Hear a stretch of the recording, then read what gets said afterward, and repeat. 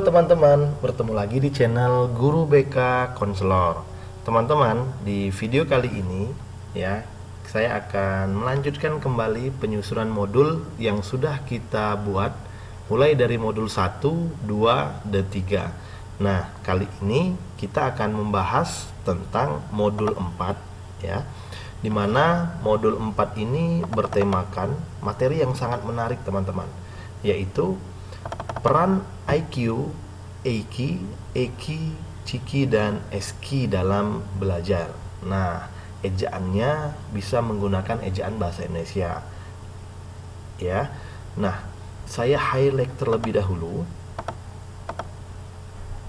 di mana materi yang sudah saya sampaikan tadi, peran IQ, EQ, EQ, CQ, CQ, dan SQ dalam belajar ya. Maaf apabila dalam pengejaannya terdapat kesalahan teman-teman. Selanjutnya di sini ya, masih untuk kelas 10 di semester ganjil 2023-2024, di mana topik dan temanya yaitu peran IQ, EQ, EQ, CQ, dan SQ dalam belajar. Aspek perkembangan yaitu kematangan intelektual, capaian layanannya, mengembangkan ragam ekspresi perasaan diri sendiri secara bebas dan terbuka tanpa menimbulkan konflik. Fase E yaitu jenjang SMA. Untuk kelas 10 semester ganjil 2023-2024 untuk tahun pelajarannya.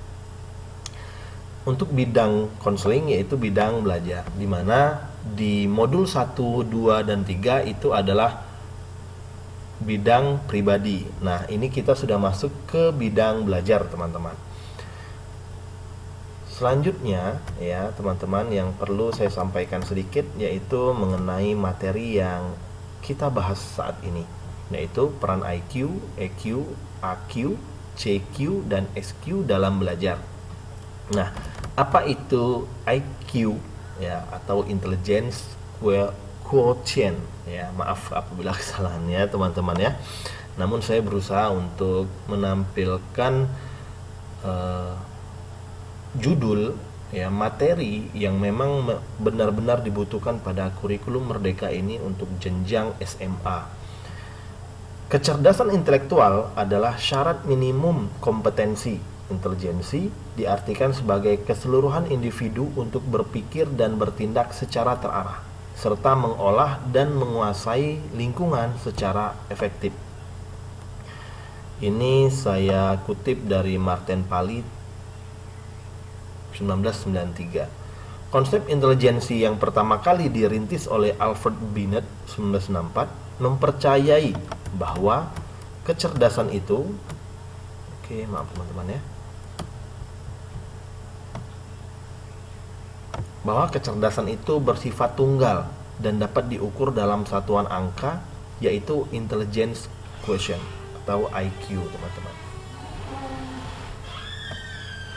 Nah, selanjutnya di sini ada beberapa penelitian terbaru telah terungkap adanya multiple intelligence dari Gartner tahun 1994. Dia mengatakan bahwasanya pada setiap anak tersimpan 8 kecerdasan yang siap berkembang, yaitu kecerdasan linguistik, kecerdasan matematik logis, kemudian kecerdasan spasial, kemudian kecerdasan kinestetik jasmani ya, cenderung seperti body smart ya, seperti itu. Kemudian yang kelima, kecerdasan musikal, 6 kecerdasan interpersonal, kecerdasan intrapersonal, dan kecerdasan naturalis atau kecerdasan alam, teman-teman. Nah, kemudian dari apa yang disampaikan oleh Gartner tadi ya, dapat kita simpulkan bahwasanya paradigma baru tentang pendidikan itu yang menitik beratkan bahwa tidak ada murid yang bodoh, bahwasanya setiap anak memiliki kecerdasan yang menonjol dalam dirinya, entah itu 1 atau 2 jenis, dan anak-anak tersebut siap berprestasi di bidangnya masing-masing ya. Nah, di sini ada selanjutnya EQ. Apa itu EQ? Di sini dapat kita lihat bahwasanya Penelitian mutakhir menjelaskan bahwa kecerdasan intelektual belumlah cukup. IQ menyumbangkan 20% dari keberhasilan. Yang lebih banyak perannya dalam keberhasilan seseorang adalah kecerdasan emosional.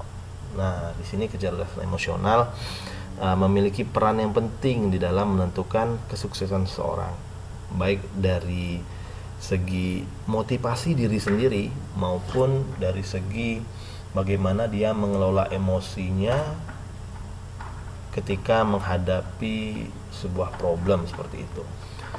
Lanjut dengan materi-materi yang lain, teman-teman.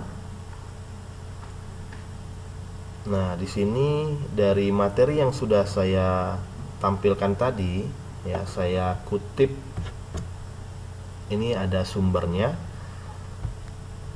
ya, dari web bimbingan konseling.web.id. Peran IQ, EQ, AQ, CQ, dan SQ, ya, HTML. Baiklah, selanjutnya di sini ada lembar kerja peserta didik atau LKPD, dimulai dari identitas, bahan, alat, dan metode, serta kegiatan latihan pemahaman peserta didik terhadap materi layanan. Untuk kegiatan pertemuan ini, ya, bisa teman-teman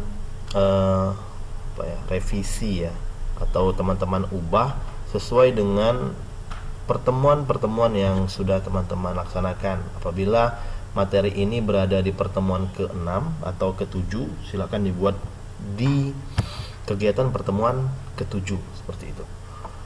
Lanjut kita kepada angket evaluasi hasil layanan, di mana di sini ada beberapa butir pernyataan.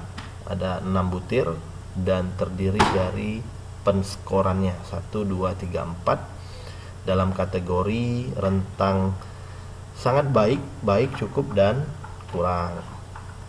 Nah, terakhir dari modul ini ada RPL. Seyogyanya bisa teman-teman tampilkan di awal, ya, untuk RPL.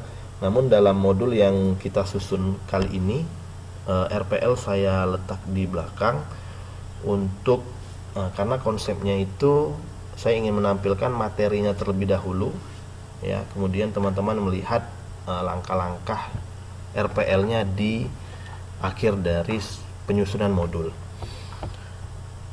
Ini RPL inspiratif BK, ya, terdiri dari identitas, kemudian langkah-langkah kegiatan sampai dengan penilaian. Ada identitas, ada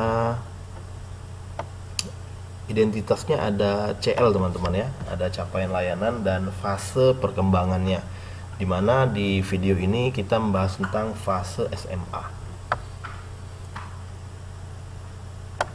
Oke, teman-teman, untuk modul 4 ini, ya, silakan di-download di deskripsi video ini. Semoga memberikan tambahan referensi bagi teman-teman yang akan menyusun modul serta tambahan materi di dalam teman-teman membuat materi layanan klasikal dalam kelas. Saya akhiri, semoga bermanfaat. Billahi taufik walhidayah. Wassalamualaikum warahmatullahi wabarakatuh.